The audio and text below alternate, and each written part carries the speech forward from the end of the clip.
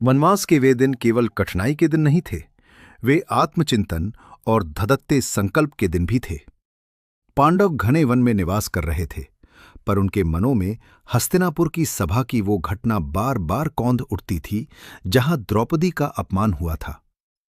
भीम की मुट्ठियां क्रोध से भिज जाती, नकुल सहदेव मौन रहते और युधिष्ठिर गंभीर स्वर में केवल इतना कहते, धर्म की गति सूक्ष्म है, समय आने पर न्याय अवश्य होगा। परंतु अर्जुन का मन सबसे अधिक व्याकुल था।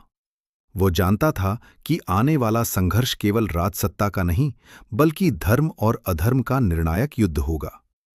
भीष्म, द्रोण, कर्ण जैसे महारथियों का सामना करना साधारण बात न थी।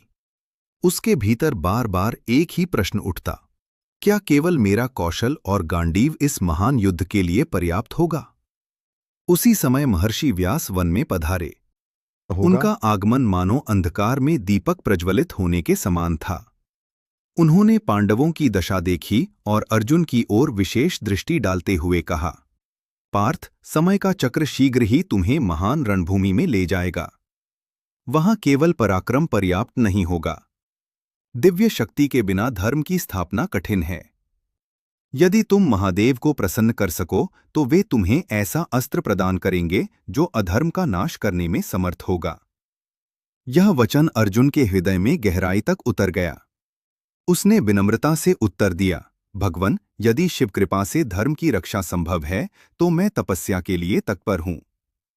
चाहे शरीर टूट जाए पर संकल्प नहीं टूटेगा।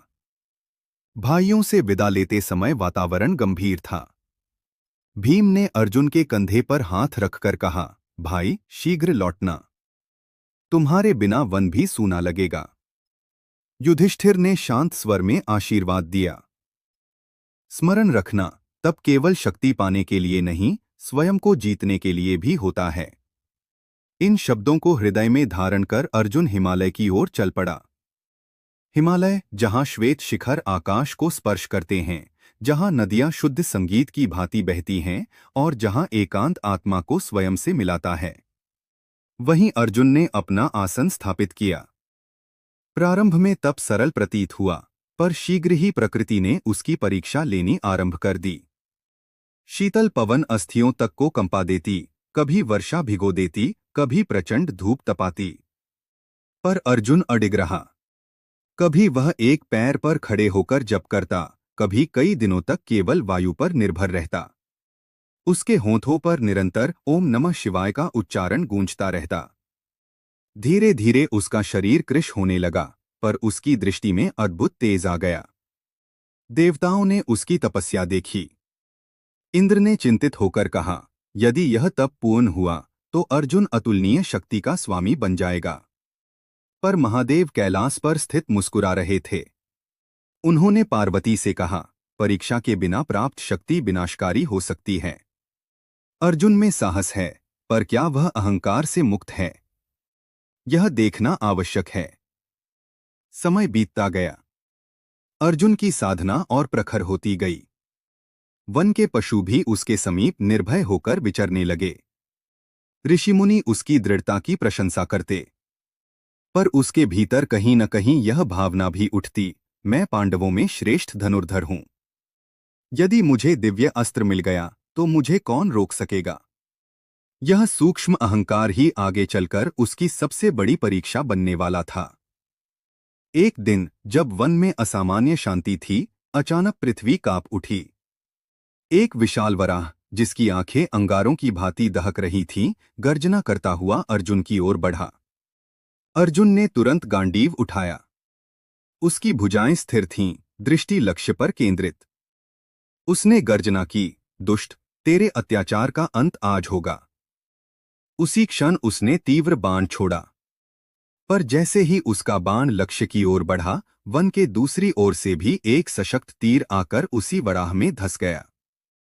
दोनों बाणों ने एक साथ उसे भूमि पर गिरा दिया। अर्जुन ने चकित होकर उस दिशा में देखा। वहां एक वनवासी की रात खड़ा था, साधारण वस्त्र, पर मुखमंडल पर अद्भुत तेज। उसकी आंखों में चुनौती थी और मुस्कान में गूढ़ रहस्य। वह शांत स्वर में बोला, यह शिकार मेरा है। मैंने पहले बाण चलाया। अर्जुन का क्षत्रिय स्वाभिमान जाग उठा। उसने दृढ़ स्वर में उत्तर दिया, मैं पांडव अर्जुन हूं। यह शिकार मेरा है। हट जाओ मेरे मार्ग से। किरात ने हंसकर कहा, वन में न कोई पांडव है, न कोई राजा। यहां केवल सामर्थ्य का अधिकार चलता है। यह सुनते ही अर्जुन के भीतर का गर्व उभर आया। उसने कहा, यदि सामर्थ्य ही प्रमाण है तो आओ परीक्षा हो जाए। और इसी क्षण से आरंभ हुआ वह संघर्ष, जो केवल दो धनुर्धरों के बीच नहीं, बल्कि अर्जुन के भीतर छिपे अभिमान और उसकी साधना के सत्य के बीच था। वन के उस निर्जन प्रांगण में युद्ध आरंभ हुआ। अर्जुन ने बिना विलंब किए गांडीव पर प्रत्यंचा चढ़ाई और बाणों की ऐसी वर्षा की कि आकाश मानो शरद ऋतु के मेघों से ढक गया। तीव्र वेग से निकलते बाण अग्नि की ज्वालाओं की भांति चमक रहे थे। किंतु आश्चर्य, वह साधारण सा दिखने वाला किरात हर प्रहार को सहजता से रोक देता। उसके शरीर पर अर्जुन के अस्त्रों का कोई प्रभाव नहीं पड़ रहा था। वह स्थिर पर्वत की भांति अडिग खड़ा था, मानो उसे किसी भी शक्ति से भय न हो। अर्जुन का क्रोध अब चुनौती में बदल गया। उन्होंने अग्निबाण चलाया, जिससे वन का आकाश लाल हो उठा। फिर वायुबाण छोड़ा, जिससे धूल का तूफान उठ खड़ा हुआ, पर किरात शांत भाव से उन सबको सहता रहा। उसकी आंखों में उपहास नहीं, बल्कि एक गूढ़ करुणा झलक रही थी। वह बोला, पार्थ, क्या यही तुम्हारा संपूर्ण सामर्थ्य है? क्या तुम्हारी शक्ति केवल बाहुबल तक सीमित है? ये शब्द अर्जुन के हृदय में गूंज उठे, पर उनका अभिमान अभी शेष था। उन्होंने और प्रचंड आक्रमण किया। जब बाण समाप्त होने लगे तो उन्होंने तलवार उठाई, फिर गदा से प्रहार किया और अंत में मुष्टियुद्ध तक उतर आए।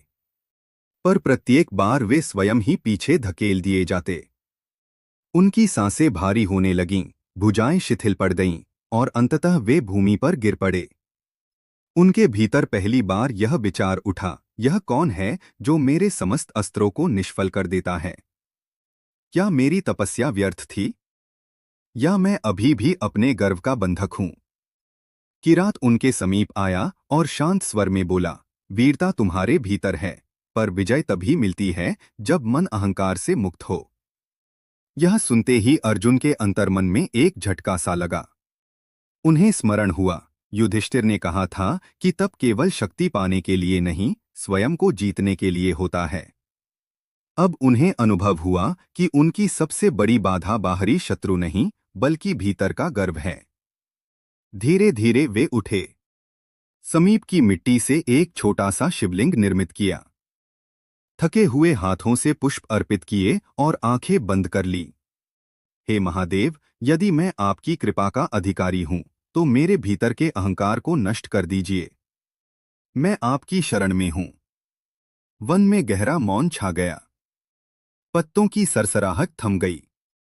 जब अर्जुन ने नेत्र खोले तो उनका हृदय विस्मय से भर उठा।